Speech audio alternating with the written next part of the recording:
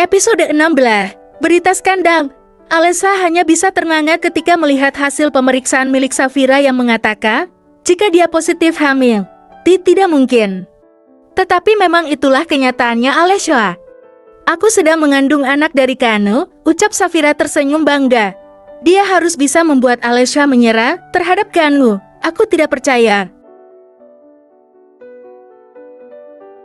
Kita bisa melakukan tes DNA kalau kamu masih belum yakin, ujar Safira yang sengaja ingin menekan Alessa dengan mengatakan hal tersebut.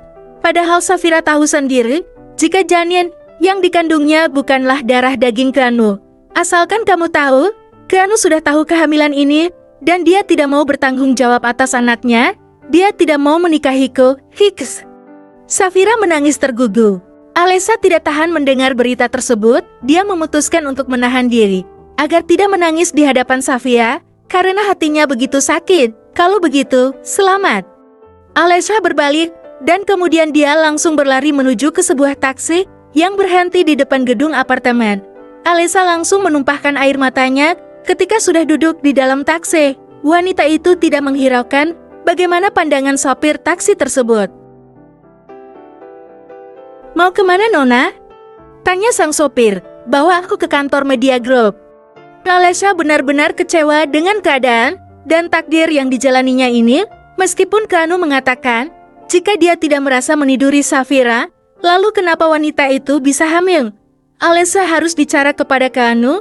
Dia tidak ingin berhubungan dengan pria itu lagi. Karena Kano harus bertanggung jawab atas bayi yang dikandung oleh Safira. Aku tunggu di ruanganmu.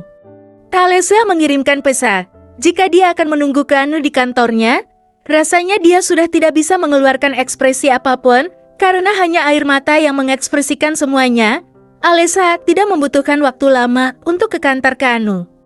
Setelah sampai, wanita itu langsung membayar taksi dan langsung masuk ke dalam gedung Media Group tersebut.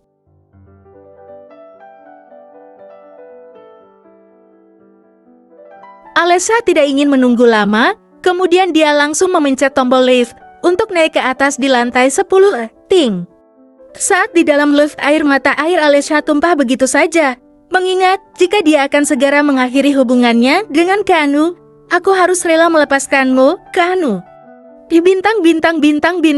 Baru saja Kano menyelesaikan rapatnya, dia melihat pesan dari Alessa yang mengatakan jika kekasihnya itu sudah menunggu di dalam ruangannya.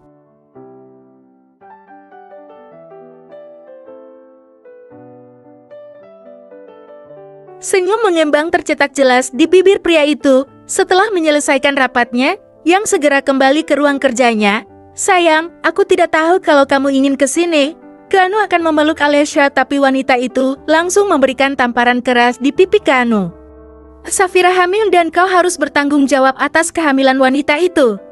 Dan mulai saat ini kita tidak ada hubungan lagi. Kano terkejut dengan ucapan Alessa.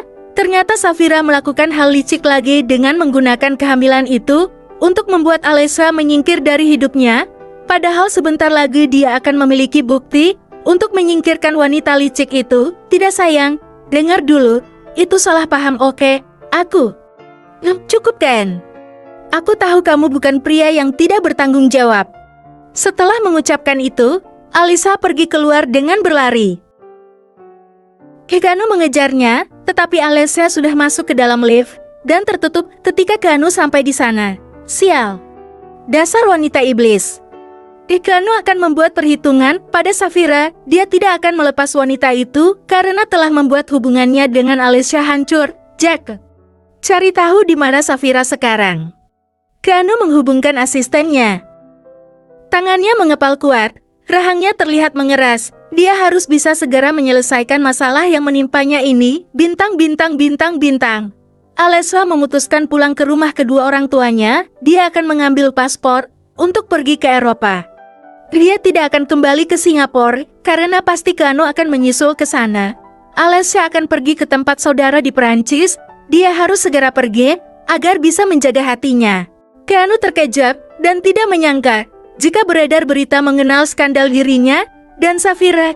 Entah siapa yang membuat berita tersebut, di mana berita itu mengatakan jika Keanu telah menghamili Safira, lengkap disertai dengan video saat Safira periksa dan beberapa kebersamaan Keanu dan Safira. Dan sepertinya ada yang telah sengaja merekam kegiatan mereka. Berita ini bahkan sudah sampai di telinga Mommy dan Daddy Keanu. Sepertinya kali ini Keanu benar-benar dalam masalah yang besar. Plak, plak. Sebuah tamparan keras mengenai pipi Keanu. Alexander William sang ayah benar-benar marah mengetahui jika anaknya terlibat skandal sampai menghamili anak agensinya sendiri. Berita bahwa Keanu menghamili Safira sudah menyebar luas begitu cepat. Secepat kilat seperti virus bakteri yang menyebar. Alexander dan Davina yang mengetahui itu begitu shock. Putra kebanggaan mereka menorehkan skandal yang luar biasa. Ken, Mommy begitu kecewa padamu. Davina sang Mommy hanya bisa meneriaki sang putra dengan tatapan penuh kekecewaan. Berbeda dengan sang daddy yang menatap garang dan tajam pada Keanu. Mereka menyayangkan kenapa baru tahu kejadian ini setelah menyebar di publik.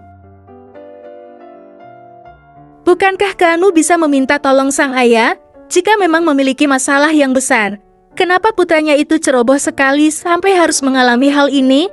Apalagi dia terjun di bidang industri hiburan yang dipenuhi dengan intrik dan konflik di kehidupan mereka. Daddy tidak pernah mengajarkan kamu menjadi seorang pecundang dan pengecut, Keanu. Kalau memang kamu ingin memiliki anak, seharusnya kamu menikah dulu, atau jika kamu tidak ingin memiliki anak, kau pasti tahu kan apa yang harus kau lakukan, ujar Alexander dengan tatapan tajam. Keanu benar-benar tidak bisa mengatakan apapun ataupun membela dirinya sendiri. Safira benar-benar telah membuat reputasinya hancur. Wanita itu ternyata tidak bisa dianggap remeh. Maaf Dad, Mom. Hanya itu yang bisa dikatakan oleh lelaki tersebut kepada orang tuanya. Tentu saja dia tidak bisa mengelak sedikit pun. Beberapa video membuktikan jika Keanu memang terlibat bersama dengan Safira. Bahkan beredar gambar Safira memberikan tes pack dan surat keterangan dari dokter kandungan jika dia memang benar-benar positif hamil kepada Keanu. Sebaiknya cepat laksanakan pernikahanmu dengan Safira. Jangan sampai kalian membiarkan berita ini berlarut-larut.